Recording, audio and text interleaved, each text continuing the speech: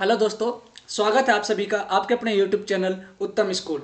दोस्तों, जैसा कि आप सभी को ज्ञात है, जो हमारी क्लासें चल रही है छंद विषय नामक शीर्षक पर चल रही है। इससे पूर्व हमने तीन छंद जो है देख लिए। आर्य छंद लक्षण देख लिया, उसको अच्छी तरह से हमने समझा। उसके बाद हमने अनुष्टुप छंद समझा, उसका लक्षण क्या था सब अच्छी तरह एक उदाहरण के तौर पर समझा। उसके बाद में हमने इंद्र वज्र जो है छंद समझा। आज जो मैं आप सभी के सामने लेकर के वीडियो उपस्थित होया हूँ, उपेंद्र वज्रा छंद का लक्षण क्या है, इसके अंदर जो है गति और यति ये कहाँ पर रुकना है, इसका लक्षण क्या है। ठीक है, इसके अंतर्गत जो है गण की व्यवस्था किस प्रकार की होती है। तो चलो दोस्तों, वीडियो को शुरू करने से पहले एक छोटी सी विनम्र प्रार्थना, यदि आप चैनल पर नहीं आए हो तो प्लीज़ चैनल को सब्सक्राइब जरूर कर लेना। और यदि वीडियो आपको पसंद आ रही हो, आपकी हेल्प हो पा रही है, तो अपने दोस्तों में जरूर शेयर करें और आप भी लाइक जरूर करें। तो चलो दोस्तों, अब वीडियो को लेकर के चलते हैं उपेंद्र वज्रा छंद, वहां पर समझते हैं उपेंद्र वज्रा छंद क्या है। ठीक है, देखते दोस्तों, आज जो हमारा बिंदु है यह है उपेंद्र वज्रा छंद। ठीक है, इससे पूर्व मैं आपको बता दूं, यदि आपने ये चैनल सब्सक्राइब ना किया हो तो प्लीज़ प्यार से आप चैनल को सब्सक्राइब जरूर कर लेना। ठीक है ना, क्योंकि इस प्रकार के नोट्स, हस्तलिखित नोट्स कोई और आपके साथ में शेयर नहीं करेगा। मैंने बहुत ही मेहनत से आपके लिए ये नोट्स बनाए हैं तो आपकी जिम्मेदारी बनती है कि प्लीज़ चैनल को सब्सक्राइब जरूर करें। ठीक है, अब देखते हैं उपेंद्र वज्रा छंद, जो आज हमारा है चौथा छंद है। इसके अंतर्गत जो है प्रत्येक पाद के अंतर्गत होते हैं 11 वर्ण, जो है प्रत्येक पाद के अंतर्गत होते हैं। अब इसका लक्षण देखते हैं क्या है। उपेंद्र वज्रा जतजास्ततौ गौ, यह जो लक्षण है यह उदाहरण लिया गया है केदार भट्ट द्वारा विरचित, जो है वृत्त रत्नाकर। केदार भट्ट जी ने जो वृत्त रत्नाकर लिखी थी उसके अंतर्गत से यह उदाहरण, यह पंक्ति ली गई है। तो उपेंद्र वज्रा जो छंद है, इसका जो लक्षण है उपेंद्र वज्रा जतजास्ततौ गौ। अब देखिए उपेंद्र वज्रा कौन है, उपेंद्र वज्रा इसकी पहचान क्या है।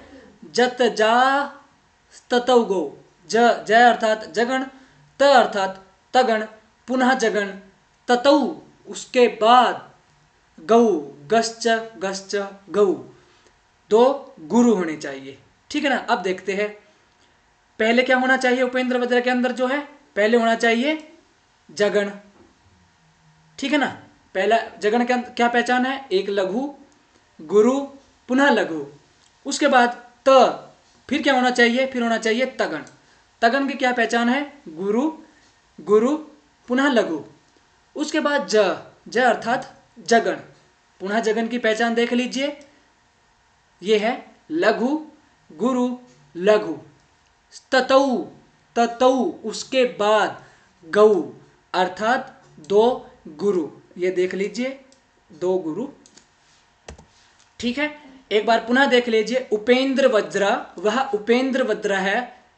कौन सी उपेंद्र वज्रा है, जतजास्ततौ गौ, ज अर्थात जगन देख लीजिए, त अर्थात बाद तगन होना चाहिए, ज अर्थात पुनः जगन होना चाहिए, ततौ उसके बाद में, ये सब होने के बाद में गौ, दो जो है गुरु होने चाहिए। ये देख लेते हैं, दो जो है गुरु, और गुरु का जो चिन्ह है वो एस टाइप होता है।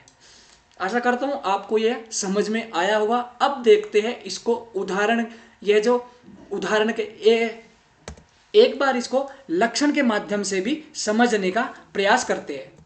छंदों का जो है एक विशेष पहचान इनकी यह होती है, जो इनके लक्षण है वही इनके उदाहरणों में भी घटित होता है। जो उदाहरणों में घटित हो रहा है वही इनके लक्षणों में भी घटित हो रहा है। अब देखिए उपेंद्र वज्रा ये कह रही है पहले क्या होना चाहिए, जगन अर्थात एक लघु, पुनः गुरु, फिर लघु। अब देखिए मैंने रेड कलर से यहाँ पर किया हुआ है उपेंद्र लघु, पे क्या है गुरु, द्र ये क्या है, र जो है इसके अंदर मिल गया था गुरु, और द्र जो क्या है लघु। ये देखिए लघु, पुनः गुरु, और फिर ये लघु। उसके बाद में ये जो काली से मैंने किया हुआ है ये है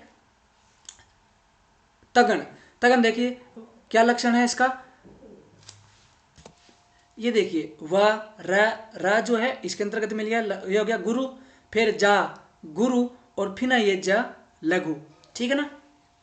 उसके बाद देखिए क्या होना चाहिए, जगन। त क्या है, लघु। जा क्या है, गुरु।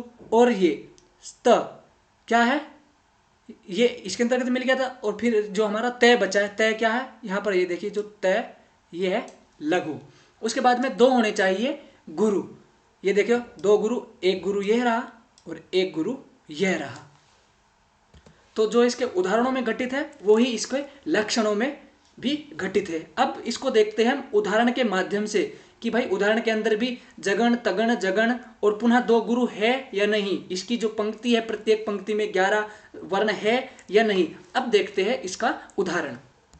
अब उदाहरण क्या है, त्वमेव माता च पिता त्वमेव, त्वमेव बन्धुश्च सखा त्वमेव, त्वमेव विद्या द्रविणं त्वमेव, त्वमेव सर्वं मम देव देव। सर्वप्रथम हम पहली पंक्ति के अंतर जो है वर्णों की संख्या गिनते हैं कि इस पहली पंक्ति में 11 वर्ण है या नहीं। गिनते हैं 1 2 3 4 5 6 7 8 9 10 11। पहली पंक्ति में जो है 11 वर्ण हो गए। अब दूसरा देखते हैं 1 2 3 4 5 6 7 8 9 10 11। दूसरी पंक्ति के अंदर भी जो है 11 वर्ण हो गए हैं। तीसरी पंक्ति के अंदर देखते हैं 1 2 3 4 5 6 7 8 9 10 11। तीसरी में भी 11। और चौथी में देखते हैं 1 2 3 4 5 6 7 8 9 10 11। तो इसकी जो है प्रत्येक पंक्ति के अंतर्गत जो है 11 छंद 11 जो है वर्ण हो गए हैं।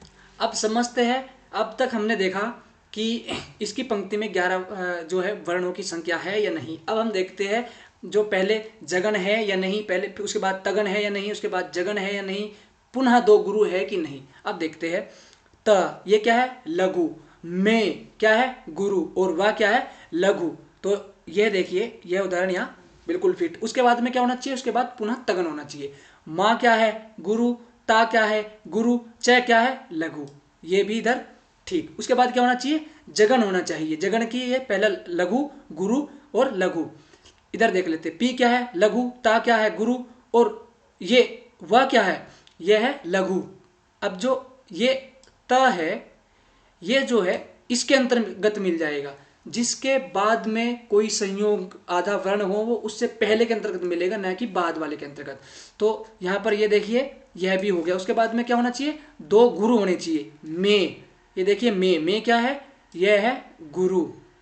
और पुनः क्या है, गुरु होना चाहिए। तो वह गुरु क्यों है, क्योंकि हमने छंद का जब परिचय पढ़ा था वहां पर यह पढ़ा था कि प्रत्येक चरण का जो अंतिम वर्ण है उसको विकल्प से गुरु मान लिया जाना चाहिए, उसको विकल्प से गुरु मान लिया जाए। इसलिए प्रत्येक चरण का जो अंतिम वर्ण है वह विकल्प से गुरु होता है। पहली पंक्ति अब हमने देख ली। अब हम देखते हैं दूसरी पंक्ति के अंतर्गत भी यही नियम है कि नहीं। तो पहला क्या होना चाहिए, देखो ये तो पहले जगन जो है ये, अब तो ये तो देखने की जरूरत नहीं क्योंकि ये सब कुछ पहले सब कुछ एक ही है, ठीक है ना। त्वमेव त्वमेव त्वमेव त्वमेव, चारों जो पंक्ति है, चारों जो चरण है वहां पर एक ही पंक्ति है। तो इसलिए अब जगन को कर देते हैं कैंसिल, इसको देखने की जरूरत नहीं है। अब देखते हैं तगन, ठीक है ना। तगन का जो दूसरे के अंदर क्या होना चाहिए, अब देखिए ब क्या है, गुरु है। क्यों, विकल्प से जो न है ब के अंदर जुड़ गया। धू क्या है, धू भी गुरु है क्योंकि ये देखो पर में संयुक्त अक्षर है, ये जो इसके अंदर जुड़ गया। और ये हो गया, ये हमारा हो गया तगन। अब देखते हैं जगन है या नहीं। स क्या है, लघु। खा क्या है, गुरु। और ये पुनः वह क्या है, लघु। तो ये भी ठीक हो गया। उसके बाद में दो क्या होना चाहिए, दो होने चाहिए गुरु। में गुरु हो गया। और ये देखिए पद का जो अंतिम वर्ण है वो विकल्प से गुरु मान लिया जाए। दूसरी पंक्ति के अंतर्गत भी जो है हमारा नियम बिल्कुल ठीक हुआ है। अब देखते हैं तीसरी पंक्ति, तो इसको तो देखने की जरूरत है नहीं। अब देखते हैं ये, ठीक है ना। गुरु गुरु लघु। वी क्या है, वी गुरु है क्योंकि ये संयोग से इसके अंतर्गत आ गया। और फिर या आ बचा, ये भी गुरु। और द्र ये हो गया लघु, ठीक है ना। तो ये नियम इस पर ठीक। उसके बाद में देखते हैं क्या होना चाहिए, उसके बाद में होना चाहिए जगन। वी क्या है, लघु होना चाहिए। ण द्रविणम, मो अनुस्वारा, अनुस्वार जिसके बाद में हो उसको भी क्या है, विकल्प से गुरु मान लिया जाना चाहिए। और फिर ये हो गया, तो ये हमारा जगन भी हो गया। उसके बाद में दो क्या होना चाहिए, में, और एक ये हो गया, सॉरी ये इसके अंतर्गत आएगा और ये जो है इसके अंतर्गत आएगा, ठीक है ना। पहली पंक्ति के अंतर्गत भी, और इनको तो देखने की जरूरत है ही नहीं क्योंकि वो के वही है, ठीक है ना। तीसरी पंक्ति हो गई। अब हम देखते हैं चौथी पंक्ति। तो चौथी पंक्ति के अंतर्गत जो है इसको तो देखने की जरूरत है ही नहीं, तो मेवा तो हमने सभी पंक्तियों में देख ही लिया। उसके बाद में क्या होना चाहिए, उसके बाद में पुनः तगन होना चाहिए। अब ये देखती है, गुरु है, गुरु है, लघु है, गुरु है, गुरु है, लघु है, बिल्कुल सही। उसके बाद में क्या होना चाहिए, जगन होना चाहिए। ये देखो, माँ क्या है, लघु, दे क्या है, गुरु, वह क्या है, लघु, ये जो है इसके अंदर फिट। और दे क्या है, ग, उसके बाद में मतलब एक गुरु होना चाहिए और वह, ये तो विकल्प से मान ही लिया जाना चाहिए। तो हमारा जो है चारों पंक्ति के अंतर्गत जो है बिल्कुल ठीक नियम बैठ गया है। तो दोस्तों ये हुआ हमारा उपेंद्र वज्रा छंद। अब इंद्र वज्रा में और उपेंद्र वज्रा के अंतर्गत मात्र सिर्फ एक ही चिन्ह का जो है फर्क रह जाता है। क्या, इंद्र वज्र में जो है यहाँ तगन होता है। उपेंद्र वज्रा ज त जा ततौ, ये तो है उपेंद्र वज्रा और इंद्र वज्रा। स्यादिंद्र वज्रा जत जास ततौ घ, स्यादिंद्र वज्रा यदि तौ जगौ गा, ठीक है ना। तो उपेंद्र वज्र के अंतर्गत जो है जगन है। क्यों, यहाँ जगन के अंतर्गत यदि ये भी गुरु होता यहाँ पर, ठीक है, देख पा रहे हो आप, एक मिनट, यदि ये भी गुरु होता मात्र तो यह क्या होता, यह इंद्र वज्रा छंद होता। परंतु अब यहाँ जगन है, जगन का है लघु, गुरु और लघु, ये देखिए तगन, ठीक है ना। उपेंद्र वज्र में क्या थे, तौ, दो थे, यहाँ पर तगन थे दो, ठीक है ना। और तगन की जो है पहचान ये है, ठीक है मित्रों। तो दोस्तों आशा करता हूँ आपको उपेंद्र वज्रा छंद का जो है लक्षण समझ में आ गया होगा, उसका क्या उदाहरण है, उसके क्या नियम है, कहाँ पर प्रत्येक वर्ण के अंतर्गत जो है कितने वर्ण होने चाहिए, यहाँ से क्वेश्चन जरूर छंदों के अंतर्गत से पूछ लिया जाता है, ठीक है ना। और उपेंद्र वज्रा और इंद्र वज्रा के अंतर्गत मात्र एक ही वर्ण का, एक जो है लघु या गुरु का मात्र एक ही वर्ण का फर्क है। तो आशा करता हूं दोस्तों आपको ये वीडियो पसंद आई होगी और आपको उपेंद्र वज्रा जो है छंद आपको अच्छे से समझ में भी आ गया होगा और आपने लिख भी लिया होगा।